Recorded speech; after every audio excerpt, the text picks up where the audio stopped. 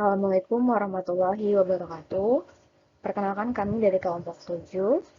Di sini kami akan membahas tentang fungsi produksi, organisasi produksi, dan teknologi persaingan internasional. Kami terdiri dari 3 orang, ada Diva Mukti, Elsa Azara itu saya, dan Febri Anggraini. Mari kita mulai dari fungsi produksi. Fungsi produksi adalah persamaan tabel atau grafik yang menunjukkan output komoditas maksimum perusahaan yang bisa diproduksi pada setiap periode waktu kombinasi input. Satuan input maupun output diukur dalam satuan fisik di samping ukur dalam satuan meter.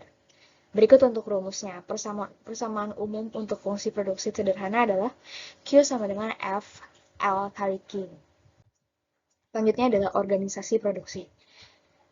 Produksi merujuk pada perubahan bentuk sebagai output atau sumber-sumber daya menjadi output berupa barang dan jasa. Sebagai contoh, IBM menggaji tenaga kerja untuk menggunakan mesin-mesin, suku cadang, dan bahan mentah dalam pabrik guna untuk memproduksi komputer pribadi atau disebutannya PC. Produksi menunjuk pada seluruh aktivitas yang terlibat dalam produksi barang dan jasa, dan meminjam untuk membangun atau melakukan ekspansi fasilitas produksi, merekrut tenaga kerja, dan membeli bahan-bahan mentah, mengendalikan pengendalian mutu, akuntansi biaya, dan lain-lain. Jadi produksi tidak selalu mengubah bentuk berbagai input menjadi barang atau jasa. Selanjutnya adalah faktor-faktor produksi. Yang pertama adalah faktor sumber daya alam. Yang kedua adalah faktor sumber daya manusia. Yang ketiga, faktor sumber daya informasi. Yang keempat, faktor kewirausahaan. Yang kelima adalah faktor modal. Ini kita bahas untuk yang pertama dulu ya. Yang pertama adalah faktor sumber daya alam. Jenis faktor produksi yang termasuk di dalam bahan-bahan mentah ini untuk menjadikan produk. Bahan mentah inilah yang nantinya akan diolah menjadi barang atau jasa. Dan yang kedua ini adalah faktor sumber daya manusia.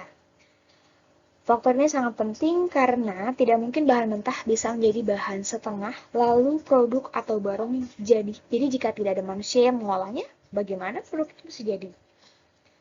Maka dari itu, SDM ini juga harus ada di dalam perusahaan, terutama jika memang memiliki kompetisi bagus dalam bidang pengolahan produk, termasuk bisa mengoperasikan alat-alat produksi. Yang ketiga adalah faktor sumber daya informasi. Ini untuk membeli bahan mentah, alat produksi, serta untuk membayar tenaga kerjanya.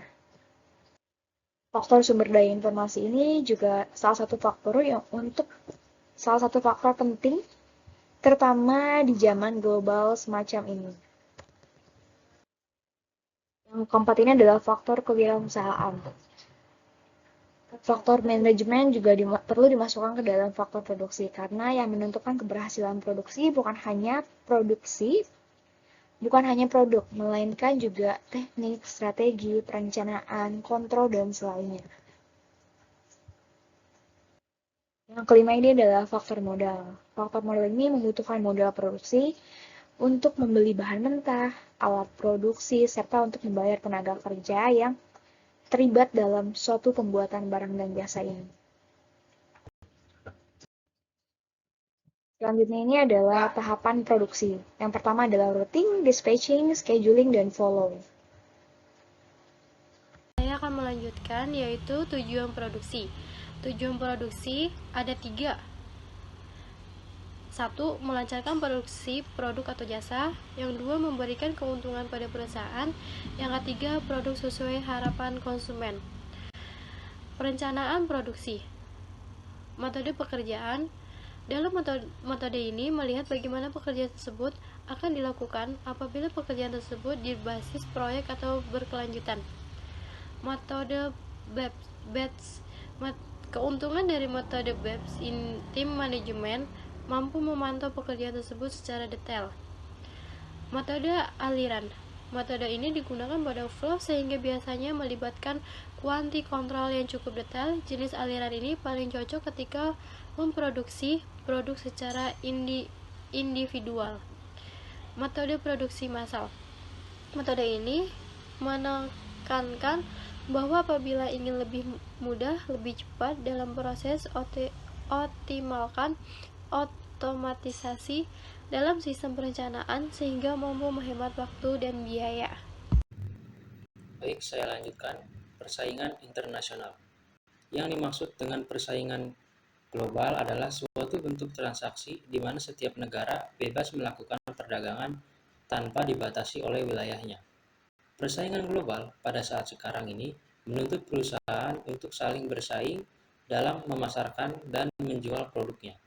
Perusahaan harus menggunakan strategi yang tepat untuk mempertahankan produknya agar tetap dikonsumsi oleh konsumen secara terus-menerus. Oleh karena itu, hal penting yang perlu dilakukan dan diperhatikan oleh setiap perusahaan adalah menciptakan pelanggan-pelanggan baru dan mempertahankan pelanggan yang lama. Next, upaya meningkatkan produksi dalam menghadapi persaingan global. 1. Menjaga loyalitas. Pelanggan lama yang sudah setia akan lebih cepat dan lebih tertarik dalam mengambil keputusan untuk melakukan pembelian dibandingkan dengan para pelanggan yang baru. Jadi perusahaan perlu untuk tetap menjaga kesetiaan pelanggan dengan memberikan produk yang berkualitas dan pelayanan yang terbaik. 2. Fokus terhadap target pasar dan kualitas produk. Misalnya, jika produk yang ditawari oleh perusahaan berorientasi pada lifestyle generasi muda, maka fokus target pasar harus ditunjukkan kepada kalangan milenial. Begitu pula jika produk merupakan alat-alat konsumtif dan kebutuhan wanita muda, maka diperlukan fokus dan perhatian terhadap para wanita muda. 3. Memaksimalkan digital marketing. Digital marketing merupakan strategi pemasaran dengan konsep modern yang memanfaatkan fasilitas digitalisasi secara online dan internet. 4. Membangun tim sales dengan performa tinggi. Penjualan akan maksimal jika perusahaan mampu membangun sebuah tim sales dengan kekuatan dan performa tinggi. Kerjasama tim sales yang memiliki kompetisi maupun akan membantu perusahaan merebut pasar. Sekian dari kami, sekurang-kurangnya mohon maaf, selebih-lebihnya mohon maaf juga. Assalamualaikum.